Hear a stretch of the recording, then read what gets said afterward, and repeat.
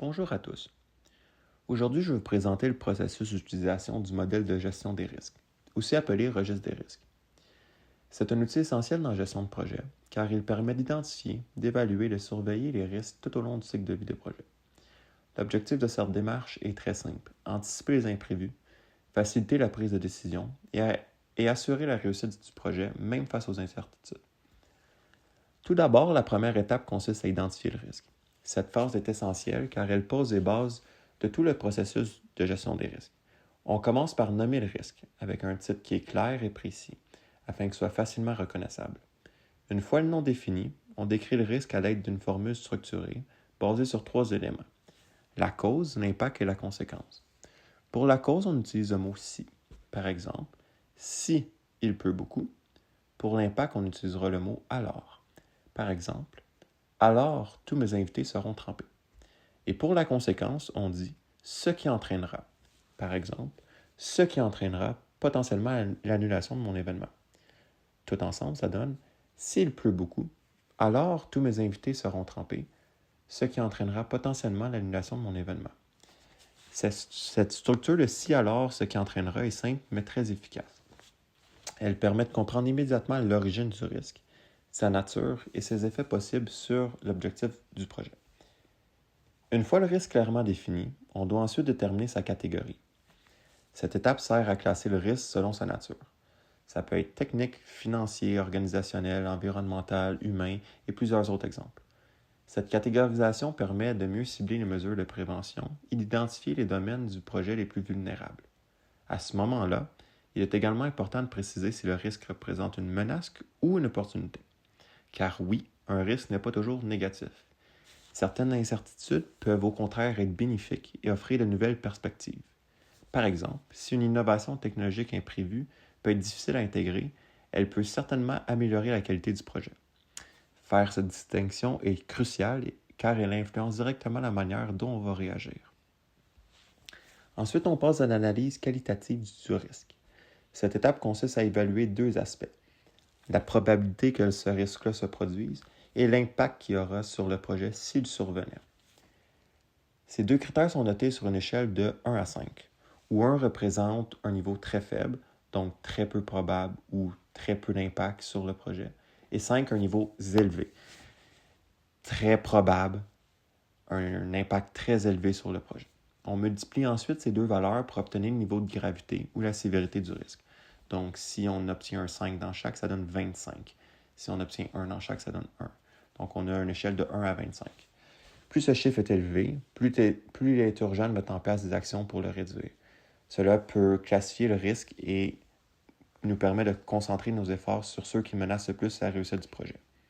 Une fois cette évaluation terminée, il faut déterminer la stratégie la plus adaptée pour gérer ce risque. Plusieurs options sont possibles. On peut éviter totalement le risque en modifiant le plan du projet ou supprimer la cause. On peut le transférer, par exemple en le confiant à un prestataire, faire une association avec une partie prenante. On peut aussi le réduire en diminuant sa probabilité ou son impact grâce à des actions qui sont préventives.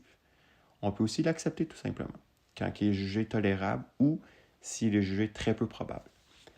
Enfin, il s'agit d'une opportunité où l'on peut l'exploiter pour en tirer profit. Il est ensuite nécessaire d'expliquer comment la stratégie sera mise en œuvre et quelles seront les conséquences attendues.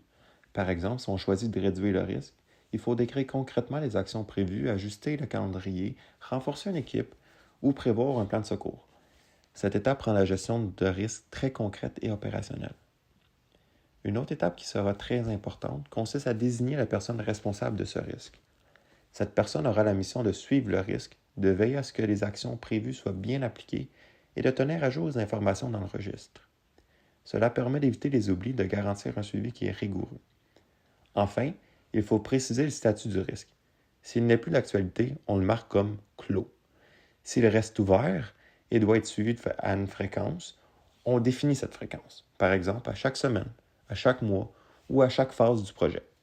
Cette mise à jour régulière assure une vision claire et actuelle de l'état des risques dans le projet. Pour conclure, l'utilisation du registre des risques est bien plus qu'une simple formalité administrative. C'est un véritable outil de pilotage qui permet à l'équipe de projet d'anticiper les difficultés, de saisir les opportunités et de garder le contrôle sur les imprévus. En appliquant rigoureusement les étapes d'identification, d'évaluation et de planification, on attribue les responsabilités à la bonne personne. Le projet devient donc plus solide et plus résilient et sera plus maîtrisé. En somme, une bonne gestion des risques, c'est ce qui se transforme les incertitudes en levier de réussite. Merci beaucoup de votre attention. Si je prends une option d'une gestion des risques qu'on a déjà faite pour une organisation à but non lucratif, une sortie en montagne pour lever des fonds. Si on avait ici la fermeture du terrain ou de la montagne, qui est un risque qui est très rare, mais ayant un impact très élevé. Donc, notre stratégie de réponse était l'acceptation du risque. On avait un plan B, une autre montagne, étant donné les microclimats. C'est quelque chose qui est quand même assez rare. On avait ici aussi que l'équipement personnel allait être inadéquat à au moins une personne ou un groupe. On parle ici d'une tente qui est non perméable, une tente trop petite, des habits qui ne sont pas imperméables ou pas assez chauds pour la période de l'année. L'impact est quand même assez élevé. On la classifie de modéré pour la personne en tant que telle et non pour l'activité. Mais la probabilité est très probable ayant plus de 50 participants. Les oublis arrivent très fréquemment. Donc, c'est très impossible pour nous de réduire la probabilité avec les clients. C'est plus possible de réduire l'impact que ça aura sur eux. Donc, notre stratégie était la réduction, d'avoir nous-mêmes des équipements personnels à leur prêter en cas où. On a ensuite la matrice de criticité des risques au complet de tout le projet. Donc, on retrouve tous les risques qu'on a identifiés dans une matrice. Il est ensuite très facile de découvrir lequel est le plus important à traiter.